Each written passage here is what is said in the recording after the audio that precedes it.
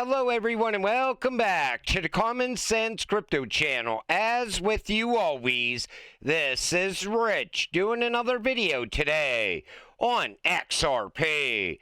So I hope you're all having a wonderful day today wherever you are in this great world. We're gonna talk about XRP. And I gotta start with this. Expert gives XRP 4 to 8 weeks to print a parabolic price rally. He says, go outside and touch some grass. 4 to 8 weeks, XRP price will not be where it is today. Ignore the short-term dips, corrections, and daily X drama. Go enjoy life. I agree with that. But this cycle is not going to end in 8 weeks. This cycle, most likely, if it was going to end, would end sometime in January 2026. But this time around, it might be a lot different. We could possibly head into the very first utility run in crypto. Nobody knows how high the price could go. Nobody knows how long a utility run lasts, because we've never seen one before.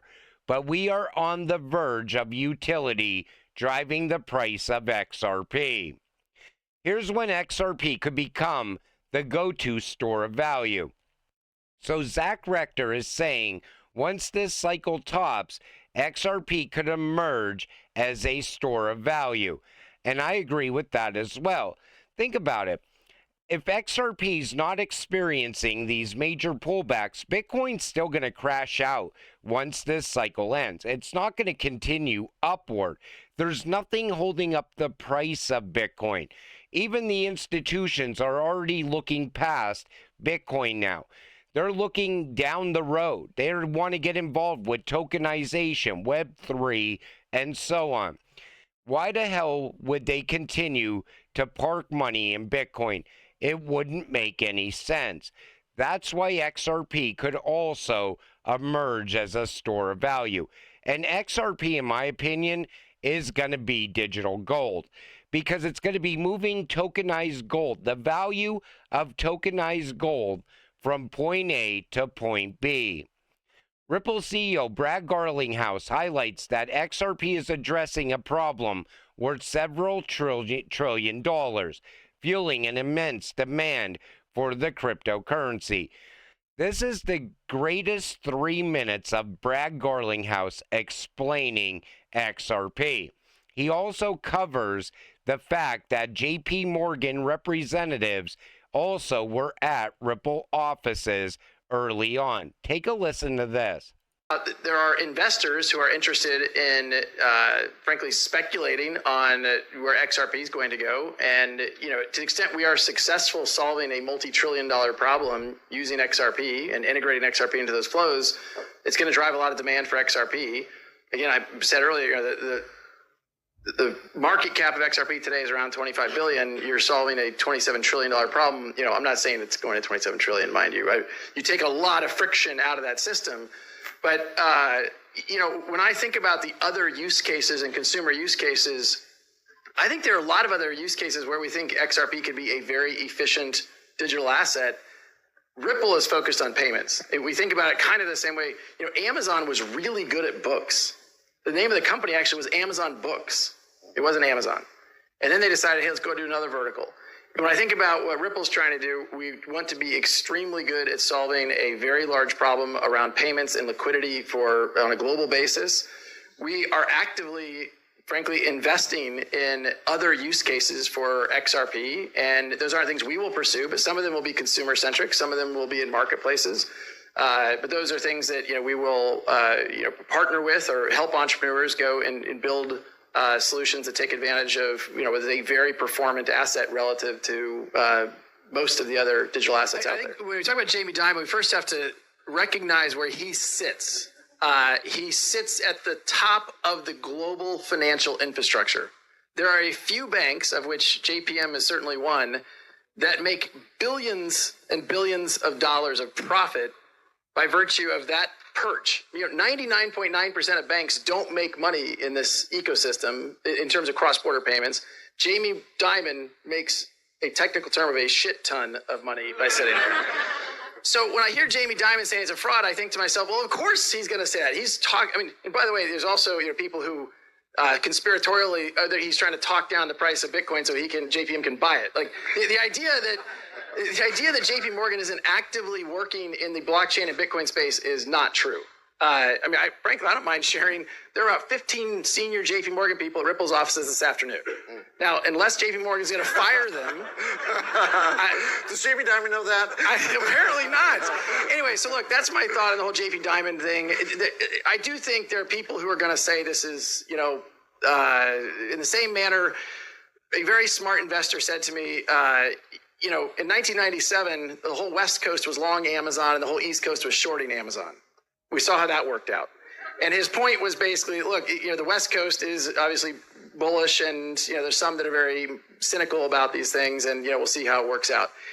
On the risk factor, just very briefly, because I don't want to go on too long, but I think what we have to remind ourselves that this has to come back to utility. What problem is the digital asset solving?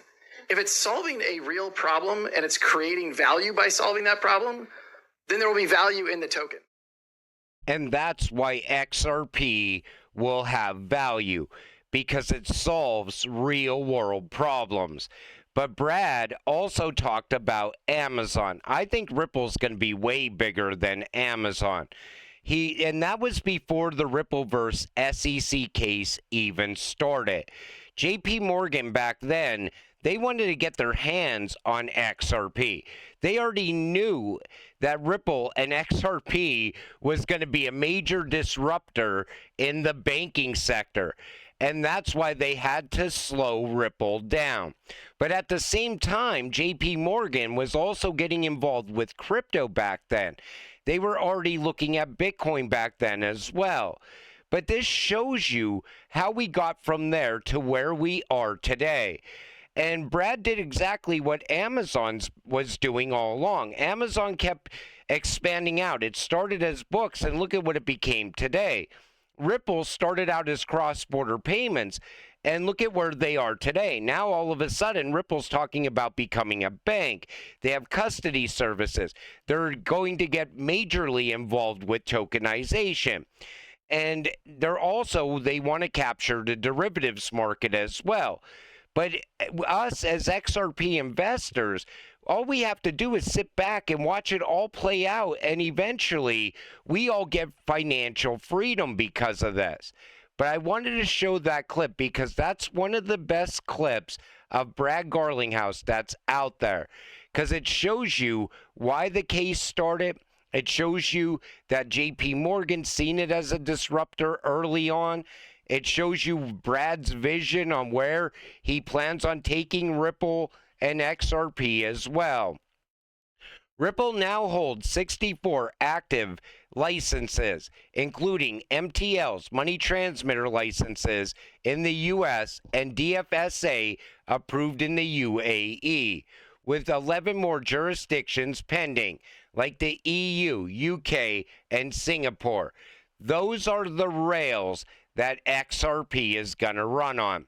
They even have domestic rails set up here in the United States.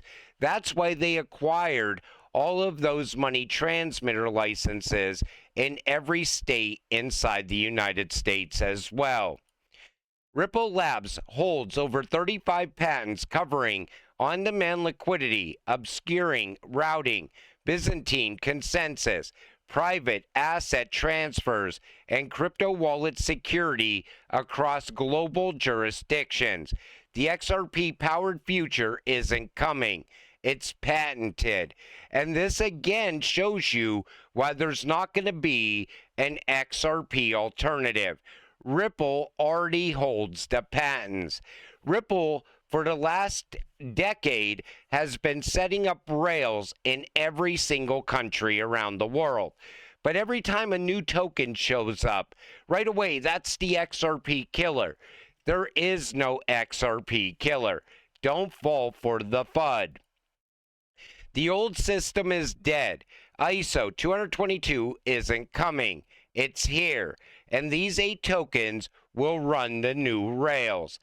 These are the tokens that if you're going to diversify, I would stay within these 8 tokens. You see XLM, speed plus micropayments for the unbanked. XDC, trade finance plus R3 Corda interoperability. XRP, liquidity hub plus RippleNet integration. QNT, cross-chain overledger innovation. HBAR, enterprise-grade DLT with fixed fees. Algo, carbon neutral, instant finality. Miota, IOTA, Internet of Things payments plus feeless architecture. And ADA, research-based, scalable infrastructure. If you're going to diversify, this is what you want to be holding. If you want to hold what's going to move all the money, you need to hold these 8 cryptocurrencies. QNT, I'm telling you right now, people think it's overpriced. It's very undervalued. It's going to emerge, and it's going to be way more expensive than Bitcoin in the future. XDC is dirt cheap, and nobody's buying it at these dirt cheap prices. They're overlooking it. Wait until digital trade starts to pick up momentum. People are going to be regretting not buying XDC when they had the chance. XRP and HBAR, I watched all the growth around Hedera and Ripple with no price movement for years. Wait until they show their true value. XLM is a game changer. It's a nonprofit. It's built around remittances. It's all part of banking the unbanked, and it's been growing out and expanding towards tokenization and CBDC as well. Algo has one of the greatest ecosystems in all of crypto. IOTA, all you need to know is Industry 4.0 and Internet of Things. And ADA, a lot of people would argue it's not ISO compliant. It's only rumored to be, but my guess would be ADA is going to be fully compliant. And I could tell you everything about these cryptocurrencies off the top of my head because I've been talking about them for so long. When they were all sitting at even cheaper prices than where they are right now, I was urging people to diversify across all 8 of them. And most people didn't want to hear it back then. Just wait until they emerge as the future, because every one of these cryptocurrencies are still going to be here when the memes are gone. The same day that a Satoshi era wallet dumps thousands of Bitcoin, this is posted. They hate XRP so bad. Ask yourself, as the world races to acquire as much Bitcoin as possible, leveraging debt and public equity markets, why would the XRP founders continue to sell? They're talking about using us as exit liquidity, like Ripple is using us as exit liquidity. Chris Larson sold $200 million worth of XRP, right? But someone else bought $200 million worth of XRP at the same time. That's the real story. The appetite isn't dying, it's growing. Institutions aren't here to play. They're here to own the infrastructure. You know, I always told you when you're selling your XRP, there's always going to be a buyer. And it's true. If you panic sold right now, the whales would scoop it up. Institutions would be scooping it up because the institutions, they're now getting involved as well. When these OG Bitcoiners are selling off their Bitcoin, who's buying it? Other billionaire bag holders. That's it. It's not retail. Retail's priced out of Bitcoin. And why the hell would anyone ever invest in something where they cannot hold one whole coin? I would never invest in something where I'm not a whole coiner because you're not going to make money off of it. You know, the people that are holding the most, they're the people that are going to continue to make money. But at least with XRP, it's still undervalued enough that retail can buy it. They could still build a decent bag of it, and they could still get financial freedom from it. That's the difference. And this, I don't know who listens to this lady. She is absolutely ridiculous. Senator Cynthia Loomis. Bitcoin is freedom money and will make life better for every American. Easier, faster, and cheaper transactions. This doesn't help every American. It helps her Bitcoin bags. Take a listen to this. We got a new poll, and it shows 25% of Republican men do invest in crypto. 16% of Democrat men invest in crypto. Why? That's interesting, isn't it? Why does crypto appeal to men, conservative men? Well, the interesting thing there is why does it appeal to Republicans more than Democrats? It's freedom money. That's why. A person can be truly a sovereign individual if they own Bitcoin. It is digital gold. They can transact with people all over the world. It's very important if you're in a country with a corrupt government, such as Venezuela. You can transact around the world in Bitcoin without your government's involvement. So I get why Republicans in particular are more bought into the notion of Bitcoin and digital assets. Why men and not women? That one I can't answer. I'm certainly of a mind to believe that digital assets are going to make life better. It's going to make it easier to transact, faster and cheaper. And usually women who are in charge of.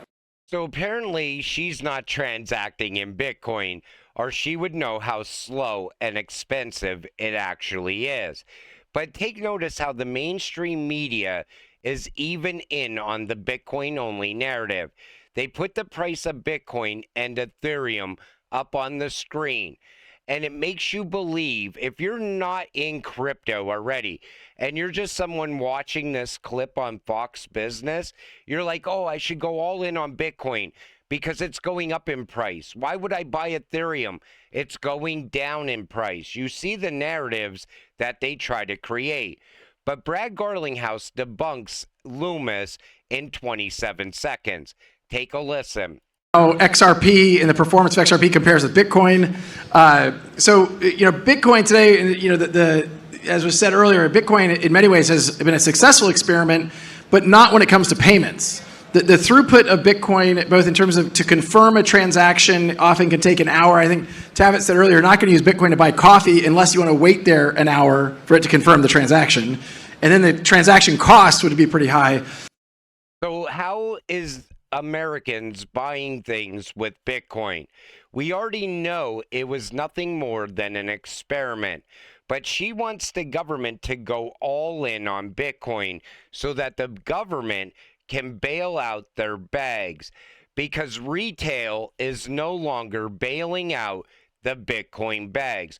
Retail's already shifting towards other altcoins, because that's where the best return on investment is. It's not in Bitcoin. It's not even in Ethereum. Altcoins, because people could build decent sized bags around a lot of these ISO cryptocurrencies still. If you're buying utility, you're buying the future. If you're buying Bitcoin, you're buying the past. You're buying speculation and you're buying hype. Nothing more. But at the end of all of this, we will find out that we were right all along. And XRP holders will get financial freedom. But until it happens, stay patient, stay positive, and let's get rich together. With that said, I'm going to wrap up this video. I want to thank you all for watching. I appreciate all of you. I'll see you in the next one. Have a great night.